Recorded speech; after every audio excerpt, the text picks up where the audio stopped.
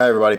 I've had something on my heart for the past few days, and I hadn't said anything, and I should have, but yeah, I've been trying to figure out how to say it and how to go about doing that. Um, a lot of us are going around right about now with no answers, with troubles, with worries, fighting all kinds of different things that we have no idea how to conquer or combat.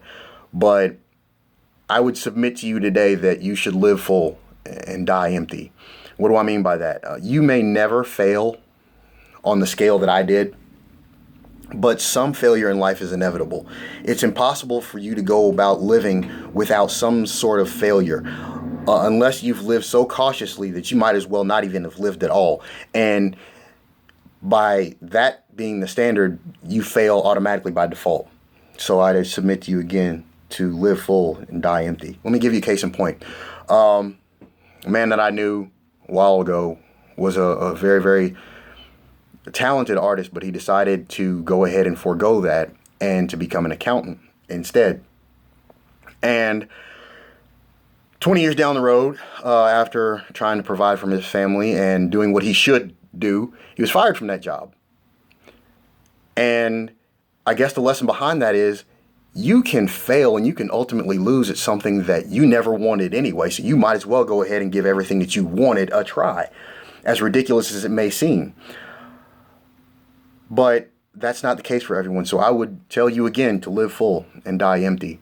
How many times is it that you've had a situation in which that inner monologue turns on and it says, wait a minute, or you've got friends and family members who say, well, maybe you should try something different. There's nothing wrong with friends and family doing that because they're actually trying their best to look out for you. But I would tell you that they are also passion killers and to beware of that because they're doing everything they can to look out for you in their own fear and their fear for you. And your inner monologue is a lot of the training that you've had while you were growing up, while you were going through your formative years of saying, that's a little bit too risky and maybe we shouldn't try that, and maybe we shouldn't try this. A lot of times we talk ourselves out of the things that we really want to do anyway, so what's the use in even trying it? So you've defeated yourself before the fight started. When you're going after your hopes and your dreams and the things that you want to succeed in, logic and reason do not fit into those. Because, take for example the bumblebee. The bumblebee is illogical by all standards. It shouldn't be able to fly aerodynamically and scientifically. But the bumblebee also doesn't know that it can't fly.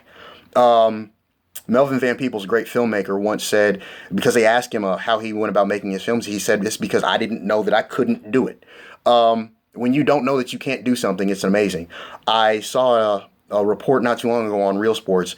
This gymnast lost both of her legs in a car accident.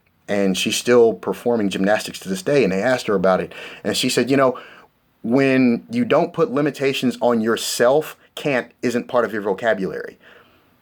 That's amazing. But it's also very, very true. So again, in that being an example, I would submit to you again to live full